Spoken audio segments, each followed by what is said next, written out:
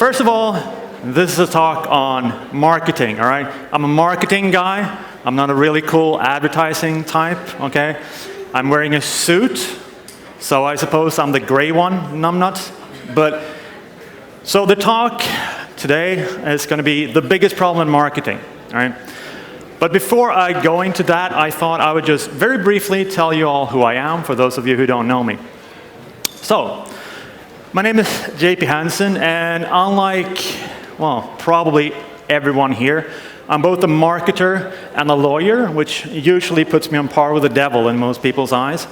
But it does provide me with a slightly different experience and a slightly different perspective on things, because I'm both an outsider and an insider. In my normal day job, I am the CEO of an international strategic consultancy called Rouser. And it was originally founded in Stockholm, in Sweden, and way up north. But today, we work almost exclusively internationally. And we work with C-suites, and we work with boards, typically on big strategic questions. And when it comes to marketing, it's typically on marketing strategy, marketing effectiveness, marketing alignment. But if we just, do what Dave Trott tells us to do and just cut through the management bullshit lingo, what we do is we help clients make more money, or sometimes save more money. On top of that, I write a fair bit. So in the past, I've written for outlets such as The Drum and the IPA's Effectiveness Works. A lot of the data that you've seen over the last day and a half about short versus long, activation versus brand building, the kind of stuff that Sam was talking about, that comes out of the IPA's Effectiveness Works. And people like Les Binet and Peter Field. And I've written for them about how we can take marketing effectiveness into a larger strategic context. Outside of that, I'm a columnist for Marketing Week, joining people like Mark Ritson or Helen Edwards. And then, well, I kind of do this. So I go around the world and I give talks. And I've done this for quite a long time now. And over the last 3-4 years, maybe, the conversation has started to change.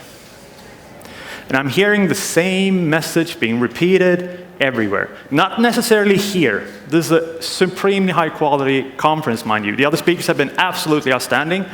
There's a lot of diversity of thought. But typically, if you go to your standard marketing conference or business conference, the message you're hearing is something like this. Marketing is changing. But it's not just changing. It's changing forever. Everything that we knew to be true, things like the fact that human behavior takes thousands upon thousands upon thousands of years to change, all changed now. According to marketers, all you need to do in order to change your behavior overnight is to be labeled a millennial. And it's the same thing for tools, right? So artificial intelligence, that will change marketing forever. Facial recognition will change marketing forever. Lean marketing, that will change marketing forever. Apple Watches, apparently. Mobility, social, cloud, big data, like Beamer was talking about yesterday. That will change marketing forever. Virtual reality will change marketing. Stop me if you've heard this one before, forever. This is turning into argumentum ad populum. What we might call, well, if everyone is saying it, it must be true. Right? Everyone is saying it. Everything is changing, must be true. But, this is quite a big but. Is it? Maybe it's the lawyer in me, but I can't sort of resist the urge to raise up my hand and go, but where's the evidence for this? As it happens, there's actually precious little evidence. These people are just claiming to have the answers to all your questions, the solutions to all your problems, but they haven't really bothered asking you what the problem is. Have they? Of course they haven't.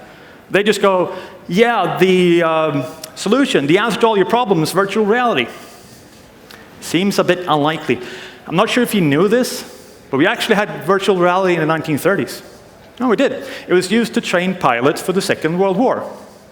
But then it disappeared. It came back again in the 60s. It disappeared. It came back again in the 90s. Then it disappeared again. It sort of recently come back, and now it's already on its way out again. All right? So virtual reality is not the future of marketing, or it's not changing marketing forever. It comes and goes every 30 years. It's basically tuberculosis. So, but what they're doing, right? is they're claiming to have all the answers, but they don't know the questions. Effectively, they're turning marketing into a game of Jeopardy. That's what they're doing. They have all the answers, no one knows the questions, okay? And they're not really thinking about, well, maybe the question has something to do with, I don't know, pricing, distribution, supply chain, value for money. And you say this to these people and they go, what are those? We have no idea. And this is turning into, collectively, currently, the biggest problem in marketing, which is that nobody's thinking about the problem anymore. Well, almost. I mean, Mark was talking about it yesterday, and if you didn't see his talk or hear his talk, or if you're watching this on YouTube, by the way, hi, Mom, really look him up. It was a brilliant talk. I highly recommend it. And so typically, the thing that I hear when I'm working with clients is this. Oh, yeah, I didn't think about that. People have forgotten how to think strategically, because what is strategic thinking? It's about complex problem solving, okay? The kind of problems that we're dealing with as marketers are complex, because our marketplaces are complex. This is why people go, when people go, oh, you know, marketing, it's not rocket science. No, it's a hell of a lot more difficult than that. We're pretty good at rocket science. I mean, especially here, right? We can send rockets to Mars, but sustainable business performance, almost impossible still. When we try to solve these problems, we do it within an internal organizational setting. We work for companies. Either we work client-side for brands, or we work for an agency or a consultancy working for clients, right? In turn, that organization acts within an external competitive context. Keyword being competitive. Brands do not act in a vacuum, okay? The success of what you are doing is equally dependent on what your competitors are doing. And when we're trying to solve problems, everyone else is trying to do the same thing too, okay? We don't act in isolation. We can't just go, yeah, we're going to do this thing, and the results are going to be awesome. Well, what if your competitor does something that's even more awesome, right? We don't think about that, do we? This means that the kind of performance that actually matters for your company is not absolute. It's relative. And this is something they should be quite familiar with in India. It's not enough to do well. You have to do better than your competitors. Now, the lack of strategic thinking is quite demonstrably clear in marketing departments. This is a study by the e-consultancy. And they did this big report. It was called Skills of the Modern Marketer. So they went into a bunch of modern marketing departments, and they tried to figure out what people were good at and people were not so good at. Lo and behold, strategic thinking was the area in which fewest marketers were any good. It was the lowest level of competency. A mere 10% were considered to be on an expert level. Yet, according to the same report, it was the single most important trait for a marketer to master. Why? Because it deals with a business problem. We're not thinking about the business problem. Instead, we're just trying solution after solution after solution, and the end result is this. Okay? This is how marketing departments work in practice. Two problems. Firstly, there is the illusion that we're going forward. We're not. We're going in a circle. It's called the bandwagon effect. The other thing is, eventually, we're going to run out of track. We're going to derail, and we're going to have a crash. Yeah, I didn't think about that. And so the lack of strategic thinking also manifests in the fact that, well, we don't really do strategy anymore, just like Sam was talking about, right? So again, if we look at marketing departments, again, international marketing departments, this is IPA and Greengrass data. 60% of marketers strongly agree that they have 1 to 6 month strategies in place. I would argue that these aren't strategies, but okay, we'll give them the benefit of the doubt. At least this is something. This is short term, but it's something. What does this tell you? We do a bit of quick math. What does this tell you? What? Well, it tells you it's in 40% of marketing departments, they don't even have that. Which begs the question, what the hell are they doing all day? But if we look at proper marketing strategy, now we're into the 12-month and onwards territory, Yep, we're down to 14%. 86% of international marketing departments don't have a proper marketing strategy in place. They're not thinking about the problems, therefore they have no strategy. Rather unsurprisingly, only 14% would agree that there have been any sort of success criteria properly defined. Again, why? It's because they don't understand the problem, so they have no idea what they're solving. They have no idea whether they're successful or not. They don't have a strategy in place. So, the common result in a bunch of marketing departments, and by the way, it's okay, it's not all on you. Your managers actually have to help you as well. A lot of managers would just walk into marketing department and go, yeah, so I saw this talk by this Swedish gray guy, and you need to be more strategic. Okay. But the end result, well, it's kind of like asking a bunch of builders to erect an apartment block. We're not going to give them an architectural plan. They're only equipped with a hammer, a couple of tools, and sort of the vague idea of the concept of housing. The result? This. Now, this is clearly not solving the problem, is it? Especially if you happen to live, I don't know, above the first floor, right? Didn't think about that. Okay, so let's do some thinking. Collectively, let's do some thinking. Let's remind ourselves, this is basic, but what are the marketing strategic phases? Well, first thing you have to go through a diagnostics phase. This is when we try to figure out what's actually happening in the marketplace, right? Not just what people are saying, what are they doing? Like Reem was talking about, what's your consumer or buyer distribution? What does that look like? What are people actually doing? And the benefit of that is that it takes you out of the equation. It ensures what is called market orientation. Because you are not your customers. You may think that you are, but like Dave was talking about, your most likely customer is going to be the average guy on the street. You're here today. Clearly, you're not average guys or girls on the street, right? And also because brands, well, I have this thing called the brand importance scale. So on one end, we have obsession. People who are obsessed with brands. Well, us basically, right? And on the other hand, you have people who give so few shits that toilet paper manufacturers risk going bankrupt. Okay? This is where we sit. Marketers, we're obsessed by brands. We think about brands all the time. But when you think about it, really, do we? I mean, I love my Mercedes, but I don't love it the way that I love my fiancée. You know, and you can take my word for it because she's not even in the audience. But similarly, all right, we've all been told the story about, oh yeah, every brand needs to have a purpose. Otherwise, no one will buy your brand.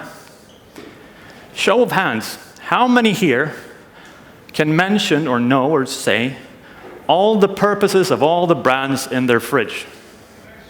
No one? I had no idea. This is where consumers sit. They don't give a shit about brands. They're that tiny. In the grand scheme of things, they're more concerned with getting a job, paying their bills, picking their kids up, ensuring that their kids are fine and healthy and good. This is all ensured if we go through the diagnostics phase, right? Okay, so once we've done that, then we go into the strategy formulation phase. This is when we may want to do segmentation. This is when we start looking at, okay, so how much reach can we afford? Okay, who are we going to reach and why? And this is also when we draw up our objectives, our goals, okay? So you understand that the previous slides I was talking about how people that can't really think strategically, don't understand the problem, and then they don't know what to measure against? Well, it's because they haven't done this bit, so they don't know what the goals are. They have no criteria for success. Once we've done this, then we get into the cool stuff, the gadgets, the executional stuff, although, again, boring corporate guy, but it's probably going to be price and distribution. And then we get into the comms and the advertising. Okay? Knowing this will set you apart from, as we know, about 86 to 90% of your competitors. But I'll let you in on a bit of a trick. Again, I'm a corporate guy. This is not enough. There's more to strategy than goes on beneath the surface. There's the corporate strategy, the business strategy. All right, so here's an example. Real-life company, I've just removed their names, or two companies, I've removed their names because I'm a lawyer and I don't want to get in trouble, especially because these are American companies and they kind of tend to be quite happy to sue. So company A, company B, really imaginative, but that's what I'm going to call them. All right, these two companies sell aluminum cans in a B2B setting, okay? So they sell cans to factories. This is not high luxury, Ferrari, cool perfumes. It's just basic business. So their product is about the same. Pretty much identical, really. Their brands, about the same. Size, about the same. So we can't really decide we're going to go market share growth, what we're doing here, right? They're about the same. So the million-dollar question, or sometimes billion-dollar question is, you have a bunch of really smart marketers in this room, how would you market these two companies? Well, if you're the kind of marketer who doesn't understand what the problem is, doesn't really think about the problem, doesn't understand strategy, we're going to go straight into tactics. Content marketing, maybe? If you're the kind of marketer who understands a bit of strategy, we're going to go through strategic phases. They were, again, diagnostics. Look at what's happening in the marketplace. Strategy formulation. Who we're going to reach, why. Drop our objectives. And then we go into the executional stuff. This is where a person like me will come in and say, sorry, you might still just end up wasting our time and creating a bunch of inefficiencies because, as I said, there's more that goes on beneath the surface. These two companies have gone about completely differently trying to solve the problems. They're set up completely differently. Company A does long runs. It has big clients. Therefore, it does few shipments, okay? That means that their costs can be held quite low, and they can keep their prices quite low while still maintaining their margins. This is because they have scale advantages, but on the other hand, they're quite slow to the time to market. Company B, as you can imagine, exactly the opposite. Short runs, many clients, and small, so does many shipments. Therefore, costs high, price has to be high as well. No scale advantages to talk of, really fast time to market. Knowing this will set you apart from the competition completely. Because let's say that you're a marketer and you're working for company A, and you go after the kind of customer the company B has. It might be that the size of the order that you get in is too small. You can't use scale to your advantage. The cost will inevitably go up, and your margins will go down. Now, let's say you work for company B instead, and you go after the kind of customer the company A has. It might be that instead the orders are just too big. So you've effectively created a demand, thumbs up, but we have no supply to meet it. Okay? Now, long term, we want to reach all category buyers, just like we were talking about. And I completely agree with every single word that he said. But in the short term, and how we're going to do that, it might be slightly differently. A different story, right? Maybe we want to buy the other company. Maybe we want to start a sub-brand. Maybe we want to change our supply chain. There are different ways of increasing your reach. Reach isn't just media reach. It's product reach, place reach. There are all kinds of ways to maximize reach, okay? And so we have to understand these key contextual factors. Strategic choice, action, inaction, it's also a choice. They're dependent on key contextual factors, internally, externally. Okay? What is happening within our organization, not just within the marketing department, but outside the marketing department. Actually, maybe we should have lunch with the finance guy sometime. I know it's a bit of a thing to do, but maybe that's an idea, right? And the thing is, you have to understand these traits. Sometimes you'll hear things like, all brands should act like startups, or all big brands. They don't understand this. That's not to say that some brands don't. There's a really good talk coming up later this afternoon with Gerardo, sitting in the audience. He's from a company that really gets this. And I highly recommend that you see it. It's going to be absolutely fantastic. But the point is that different companies act in different ways. That's not differentiation, they're just different. Okay? Why is it that small brands are agile, do e-commerce, direct to consumer? Why? Well, it's just because they're small. Small companies are agile because they have no idea where the demand is going to come from. And if we're being brutally honest, most of them don't have a fucking clue what they're doing.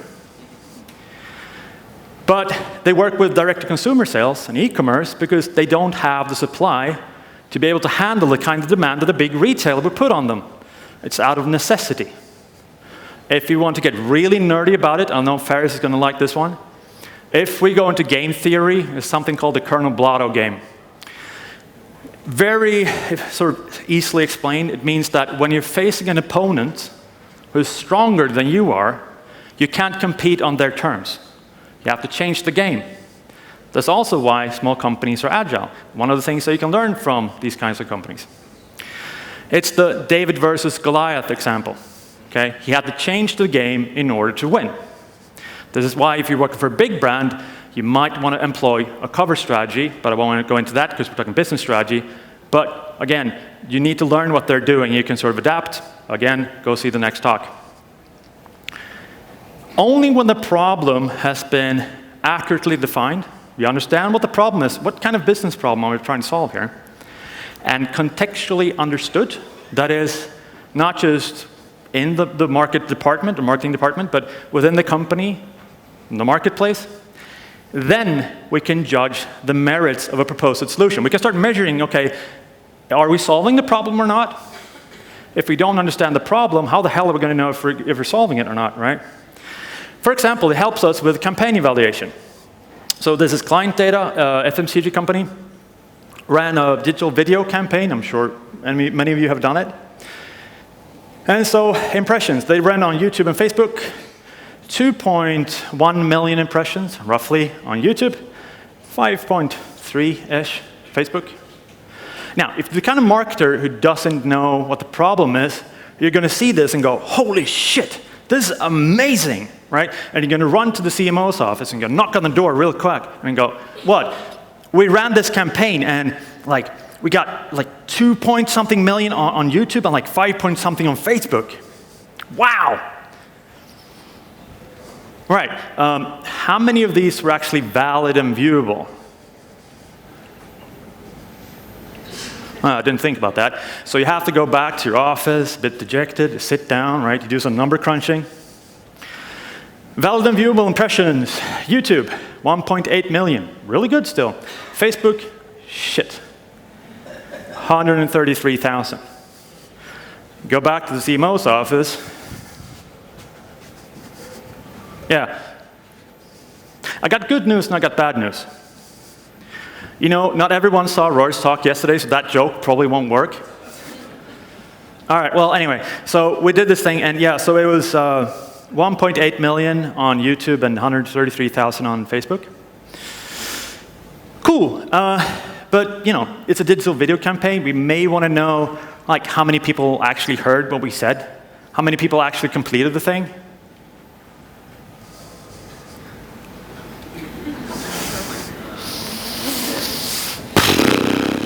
All right, back to the office.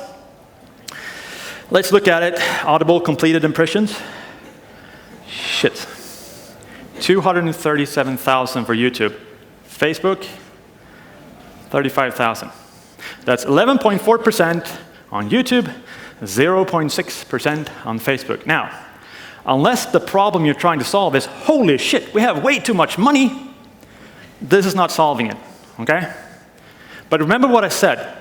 The kind of performance that matters is not absolute, it's relative. So it might be that our competitors are doing the same things. Chances are that they are. It might be that they are seeing the same results. Again, chances are that they are. And it might be that they're doing even worse than we are. We can't really know. What we can know for sure is that there are two companies who are doing really well at this. Facebook and Google. Oh, I didn't think about that. What you don't want to do is that you don't want to use data the way that a drunk uses a lamppost. That is for support, not illumination.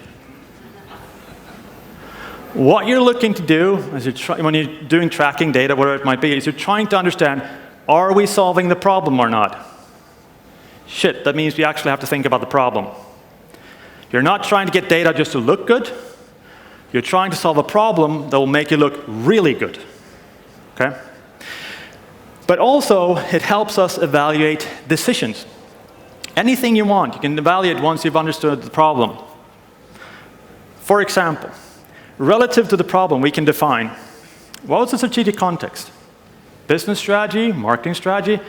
Shit, that means we have to have a strategy. Good.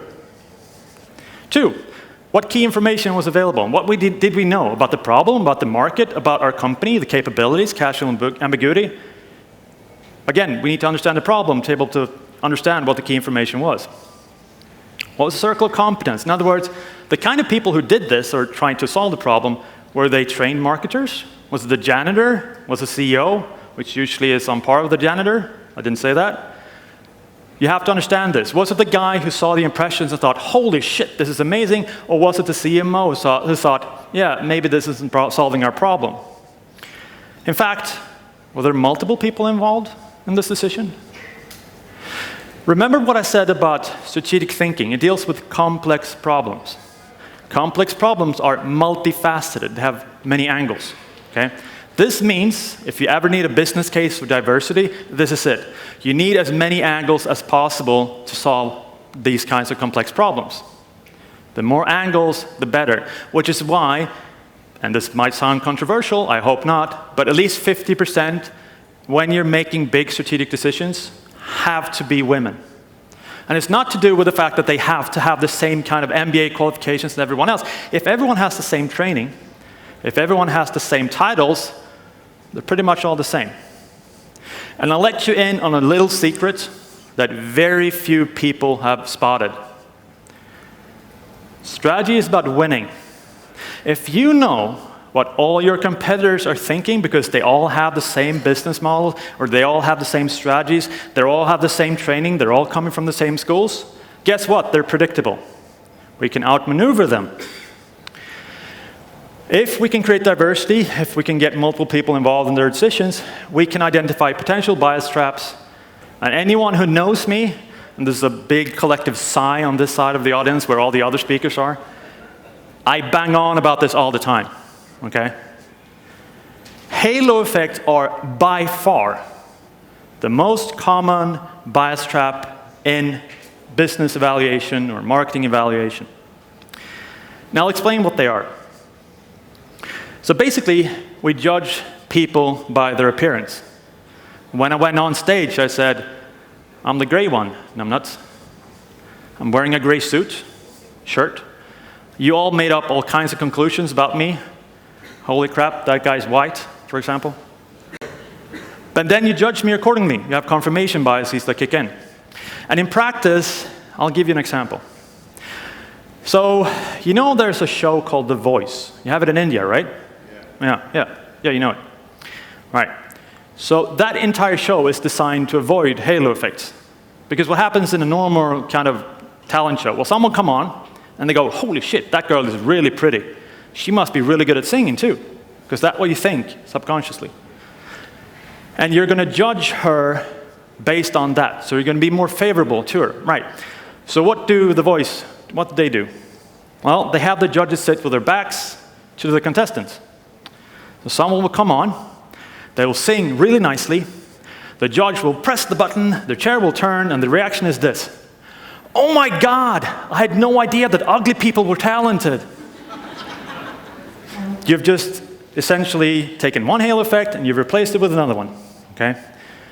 They didn't think about that. Halo effects are really strong. When it comes to business evaluation, there's absolutely nothing more attractive than performance. So we see halo effects all the time in Harvard Business Review and Fortune 500, whatever you want to see or what you want to read. All right, so this is Cisco, the IT company, American company. This is their stock price. Hopefully you can see it. So as you can see, around the year 2000, they had a bit of a bump. Zoink. And every article you'd read in Harvard Business Review or whatever it might be said, oh yeah, this is because Cisco is leading the way. Great strategies, awesome management, marketing, the best. Right? You can see it in their stock price. What happened next? Oh crap. All the analysts then, the same analysts, said, oh yeah, this is all because the management is shit, their marketing is worthless, they don't know what they're doing, R&D, forget about it, they're just watching Pornhub. How many here think that Cisco changed what they were doing? Of course they didn't. Why would you change a winning recipe? But again, brands act within complex, competitive spaces. Maybe they were just really lucky and then really unlucky. Regression toward the mean. Maybe their competitors did something. Maybe something happened in tech. Who knows? But the fact of the matter is that they didn't change. The analysts just thought that they did based on the performance. Another example, campaign analysis, Nike. This is called Copernic. If you don't know who this is, thank you. You've kind of proved my point. But he was, or still is, I suppose, technically, an American football player in NFL. The big American version of rugby, but with the pads on, because they're so hard. And so before each game, because they are American, they have things like planes flying over and the national anthem. And so what Colin did was that during the national anthem, he'd go down on one knee. And the reason why he did that was to show respect to the Black Lives Matter movement, which is basically about police brutality against the black youths. Now, as you can imagine, that pissed off a fair few Trump supporters. So he basically became persona non grata, right? He was out of a job, he couldn't get another job. So Nike ran this campaign with him, and he said, believe in something, even if it means sacrificing everything. This was Nike's stock price. This is when they ran the campaign. And everyone said, yeah, this is all to do with this campaign. Clearly, this campaign is fantastic. Just look at the stock price. Highest stock prices ever. All to do with this campaign? Yep. Nothing to do with the other stuff? Nope. All to do with this campaign. What happened next? Oops. And all the analysts who came in then said, yeah, clearly this campaign is crap, right? It's divisive. It's splitting people. We can see that. No, just another halo effect. They didn't think about that. And the thing is, they didn't understand what the business problem was originally. If we understand the problem first and then we measure, then we know whether it's working or not. If you start with the performance and you try to backtrack what the problem was that they were trying to solve, without any insight into the company, you're ending up with a halo effect, because there's no way you can know. Okay? So yesterday, Weimer was talking about Tropicana and the way that they changed their brand. There's a question which basically said, well, if this would have been successful, had it been a good decision? No, just another halo effect. Because we don't know what the original problem was that they were trying to solve. It's kind of like when you hear things like, why you should be the next Google, or how you can become the next Amazon. Or maybe if Blockbuster had bought Netflix, which they could have, they would be the Netflix of today. They wouldn't have gone bust. Yeah, but that presumes that under Netflix ownership, or Blockbuster ownership rather, Netflix would have done the same things, made the same decisions, bought the same kind of content. We're getting a bit far-fetched here, right? So, summing up, before we all head to lunch, what is it that we should think about? Well, first of all, identify the business problem. Then you get into the potential solutions. This means you have to talk to people outside of the marketing department. Sorry, but you kind of have to. Understand the key contextual factors. What are your competitors doing? What's finance doing in our company? All right? What are our capabilities? How is the overall business trying to solve this problem? Is there anything in marketing that we can do to help? Then you evaluate against that problem. Measurement is a perpetual problem. If you know what the problem is, you're going to know what to look for. Okay? When you talk about marketing effectiveness, you can identify the key KPIs. Well, the KPIs, the key KPIs are a bit superfluous, but the KPIs for your organization, you can measure against it. Again, talk to finance. Sorry, I'm the corporate guy. Use data and tracking for illumination, not support. Remember the drunken panda with the lamppost? Again, if you want to look good, don't look for the data, solve the problem. You look really good. Be aware of bias traps, and especially halo effects. Understand the problem first, then you look at whether the solution worked or not. And remember, again, that brands act within complex settings, and you have to have a strategy. Otherwise, it might be that you make a really good decision, but maybe Trump dated another porn star, or something happened, and all of a sudden your message just got lost. Does that mean we need to be agile and change our ways? No, actually, the decision was quite a good one. And one of the ways they can think about this is just write everything down. Very analog, not really digital, not really cool, but trust me, it works. So the biggest problem in marketing is that nobody is really thinking about the problem. That includes your competitors.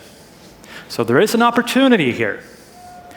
The question is, will you solve it one day, or will you solve it day one? Think about that. Thank you.